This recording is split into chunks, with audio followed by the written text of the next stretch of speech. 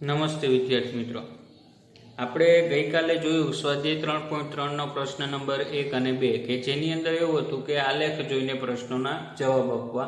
એ તમને ખ્યાલ આવી ગયો હશે વિદ્યાર્થી મિત્રો. તો આજે હવે આપણે જોવાના છીએ પ્રશ્ન નંબર 3. અહીંયા પ્રશ્ન નંબર 3ની રકમ જોઈએ કે જુદા જુદા 6 ધોરણના વિદ્યાર્થીઓની સંખ્યા નીચે દર્શાવેલ છે, તો આ માહિતીને લંબ આલેખ સ્વરૂપે દર્શાવો. બરોબર. આની અંદર એવું છે કે એક શાળાના 6 ધોરણ 6 નહીં, 6 ધોરણની સંખ્યા દર્શાવેલી છે. બરોબર, એનો આપણે લંબ આલેખ દોરવાનો. તો એ રકમ છે કે ધોરણ 5મું, 6ઠું, 7મું, 8મું, 9મું, 10મું આ ધોરણ છે. બરોબર, એમાં વિદ્યાર્થીઓની સંખ્યા કે 5મા ધોરણમાં 135, 6ઠામાં 120, 7મામાં 95, 8મામાં 100, 9મામાં 90 અને 10મામાં 80. બરોબર, આના પરથી આપણે આલેખ દોરવાનો છે. તો હવે આપણે આલેખ પત્રમાં જઈશું. બરોબર, હવે આ તમે જોઈ શકો છો તમારો આલેખ પત્ર. તો આલેખ પત્રની અંદર શું છે કે આલેખ પત્રમાં સૌ પ્રથમ આપણે એક્સ અક્ષ અને વાય અક્ષ દોરીશું. તો નીચેથી 2 ખાનાની લીટી છોડવાની, 1 અને 2. બરોબર, 2 ખાનાની લીટી છોડીને કાઢી એક્સ અક્ષ મેં દોર્યો છે એવી રીતના તમારે દોરવાનો રહેશે. બરોબર, પછી આપણે વાય અક્ષ દોરીશું. એ રીતે આમ ઊભા ખાનાની 2 લીટી છોડી દેવાની અને પછી આપણે વાય અક્ષ દોરીશું. એને બંને બાજુ નામ આપીશું વાય વાય અને આ બાજુ એક્સ એક્સ. આ બંને જ્યાં છેદે ત્યાં ઉગમ બિંદુ ઓ આપીશું. બરોબર, હવે આમાં એક્સ અક્ષ ઉપર કઈ માહિતી આવે તો ધોરણ વાળી માહિતી આવશે. તો અહીંયા લખ્યું ધોરણ અને એક ખાનાની લીટી છોડીને 5મું ધોરણ, એ પાછું એક ખાનું છોડીને 6ઠું, એક ખાનું છોડીને 7મું, એક ખાનું છોડીને 8મું અને એક ખાનું છોડીને 9મું અને એક ખાનું છોડીને 10મું લખેલું છે. બરોબર, હવે અહીંયા વિદ્યાર્થીઓની સંખ્યા આપેલી છે. વાય અક્ષ ઉપર આપણે સંખ્યાત્મક માહિતી આવશે. બરોબર, અને એક્સ અક્ષ ઉપર ગુણાત્મક માહિતી આવી. હવે વાય અક્ષ ઉપર સંખ્યાત્મક માહિતી છે, તો સંખ્યા આપણે વાય અક્ષ ઉપર આપેલી છે કે વિદ્યાર્થીઓની સંખ્યા 135, 120, 95, 100, 90 અને 80. તો સૌથી મોટી સંખ્યા કઈ છે તો 135. તો આપણે વાય અક્ષ ઉપર પ્રમાણ માપ લેવું પડશે. તો આપણે અહીંયા મેં પ્રમાણ માપ આપણે લઈએ કે 1 એકમ બરાબર 10 વિદ્યાર્થીઓ, એટલે કે 1 ખાના બરાબર 10 વિદ્યાર્થી. તો આપણે અહીંયા મારા આલેખ પત્રમાં 1 ખાના બરાબર 5 લીટી છે, તો 1 વિદ્યાર્થી, 1 લીટી બરાબર 2 વિદ્યાર્થી આવશે. બરોબર, કેમ કે મેં 1 એકમ બરાબર 10 વિદ્યાર્થી લીધા છે. બરોબર, તો અહીંયા 1 ખાનામાં 5 લીટી છે, તો 10 ભાગ્યા 5 તો કરો તો 1 લીટી બરાબરના વિદ્યાર્થી મળે. કેટલા આવશે? 2. ફરીથી સમજાવું છું કે પ્રમાણમાં 1 એકમ બરાબર 10 વિદ્યાર્થી છે, તો અહીંયા 1 ખાના બરાબર 10 વિદ્યાર્થી આવે. તો 1 ખાનામાં 10 લીટી છે, તો આપણે 1 લીટીના વિદ્યાર્થી શોધવા હોય તો પ્રમાણમાં ભાગ્યા ખાનાની લીટી. પ્રમાણમાં કેટલા લીધા? 1 એકમ બરાબર 10 ભાગ્યા 5 લીટી, તો 1 લીટી બરાબર 2 વિદ્યાર્થી આવશે.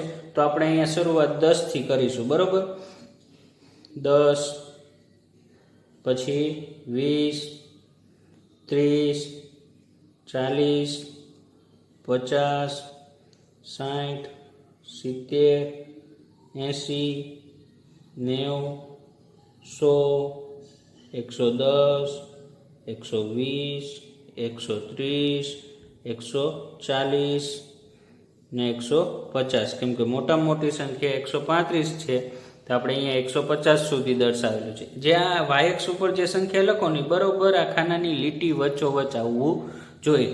અહીંયા પછી આપણે વાય અક્ષને દર્શાવ્યું કે વિદ્યાર્થીઓની સંખ્યા. બરોબર, તો 5મા ધોરણમાં 135 વિદ્યાર્થી છે. 135 5મા ધોરણમાં 135 વિદ્યાર્થી. 135 130 પછી આવે, માટે 130 પછી 5 વિદ્યાર્થીઓ. તો 1 લીટી બરાબર 2 વિદ્યાર્થી છે, તો 1 અને 2 અને 2 લીટી પછી ત્રીજી લીટી આવે ને, બીજી અને ત્રીજી લીટીની વચ્ચે દોરવાનું રહેશે. કેમ કે આપણે 135 વિદ્યાર્થી છે, તો આ 1, 2 ને 3, તો અહીંયા વચ્ચોવચ્ચ આપણે દોરવાની રહેશે આ. બરોબર, લીટી. અને એને આપણે લંબાવી દઈશું, આમ સ્તંભ દોરીશું.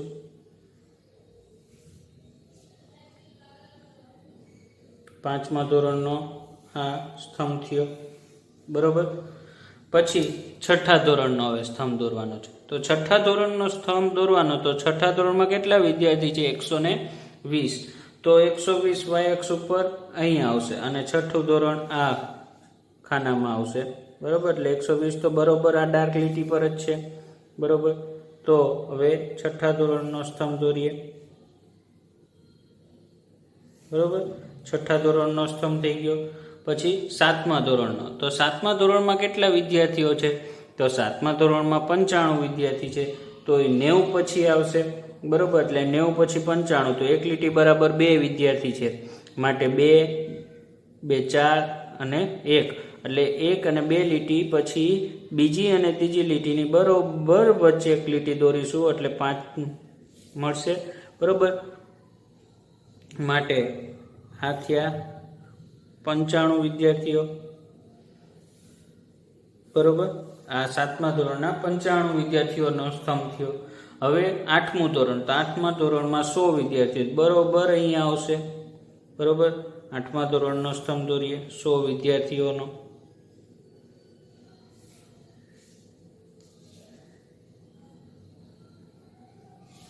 પછી નવમું ધોરણ, તો નવમા ધોરણની અંદર 90 વિદ્યાર્થીઓ છે, તો 90 અહીંયા છે, એ પણ બરોબર ડાર્ક લીટીમાં છે, એટલે આપણે એની કંઈ ગણતરી કરવાની રહેશે ને, ડાયરેક્ટ જ આપણે દોરી શકીએ, બરોબર. પછી 10મું, તો 10મા ધોરણમાં 80 વિદ્યાર્થીઓ છે. કેટલા વિદ્યાર્થીઓ છે? 80, તો 80 પણ 80 વિદ્યાર્થીઓ, બરોબર. આ આપણો આલેખ તૈયાર થયો. આલેખને આકર્ષક કરવા માટે તમે આ સ્તંભની અંદર કોઈ પણ ડિઝાઇન દોરી શકો છો, બરોબર. હવે આ આલેખ ઉપરથી આપણે સવાલના જવાબ આપવાના છે, બરોબર. સવાલના જવાબ, તો અહીંયા સવાલ આપેલા છે, આપણને 3 સવાલ આપેલા છે. પરીક્ષાની અંદર આ 4 માર્ક્સમાં અથવા 5 માર્ક્સની અંદર પૂછાઈ શકે છે, બરોબર. આપણે અહીંયા સવાલ મૂકેલા છે. તમે પહેલો સવાલ છે કે તમે પ્રમાણ માપ કેવી રીતે પસંદ કર્યું? તો આપણે પ્રમાણ માપ કેવી રીતના પસંદ કર્યું? પહેલા તો આપણને જે માહિતી આપેલી છે, સંખ્યાત્મક માહિતી, એમાં સૌથી મોટી માહિતી કેટલી છે એ જોઈએ. એ માહિતી પ્રમાણે y અક્ષ ઉપર આપણે જો સંખ્યા દર્શાવીએ છીએ તો એ આલેખ પત્રમાં આવી શકે છે, બરોબર. એ પહેલા જોવું પડે. જો ન આવે તો પછી આપણે પ્રમાણ માપની ગણતરી થોડીક વધારવી પડે. જો આપણે અહીંયા 5 લીધું હોત તો 140 સુધી અહીંયા આવી શકે? ન આવે, બરોબર.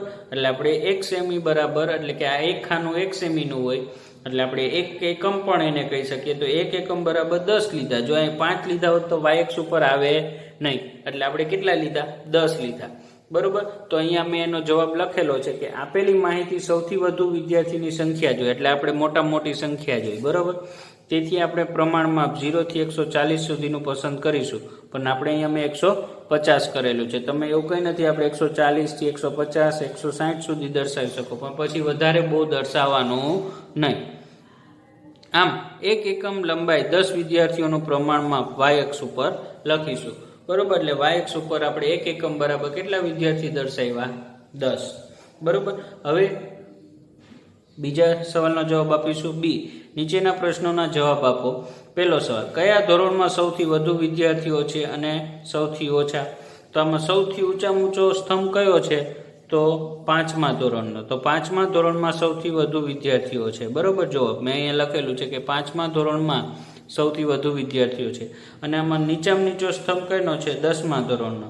તો 10મા ધોરણમાં સૌથી ઓછા વિદ્યાર્થીઓ છે, કેમ કે 5મા ધોરણમાં 135 અને 10મા ધોરણમાં ખાલી 80 વિદ્યાર્થીઓ છે, બરોબર. એટલે કે આ 6 ધોરણની અંદર 5મું ધોરણમાં સૌથી વધારે સંખ્યા અને 10મા ધોરણમાં સૌથી ઓછી સંખ્યા છે. સવાલ નંબર 2, ધોરણ 6 અને ધોરણ 8ના વિદ્યાર્થીઓની સંખ્યાનો ગુણોત્તર. હવે ધોરણ 6 અને ધોરણ 8 આ બંનેના વિદ્યાર્થીઓનો ગુણોત્તર કરવાનો, એટલે ભાગાકાર કરવાનો. તો ધોરણ 6ના વિદ્યાર્થીઓની સંખ્યા કેટલી? તો 120, અને ધોરણ 8ના વિદ્યાર્થીઓની સંખ્યા કેટલી? તો 100. બંનેનો ગુણોત્તર કરવાનો, એટલે ધોરણ 6 ભાગ્યા ધોરણ 8, એટલે 120 ભાગ્યા 100, એટલે 120 કયા ઘડિયામાં? તો 20ના, તો 20 ગુણ્યા 6 અને 100, 20 50 100. સામાન્ય સંખ્યા કેન્સલ થશે. ઉપર અંશમાં 6 બચ્યા, છેદમાં 5, એટલે 6/5, એટલે 6/5 નો ગુણોત્તર છે, બરોબર. ખ્યાલ આવ્યો વિદ્યાર્થી મિત્રો? સેમ આવો જ એક આલેખ હું તમને હોમવર્કમાં આપું છું, જે તમારે ઘરે જાતે કરવાનો રહેશે.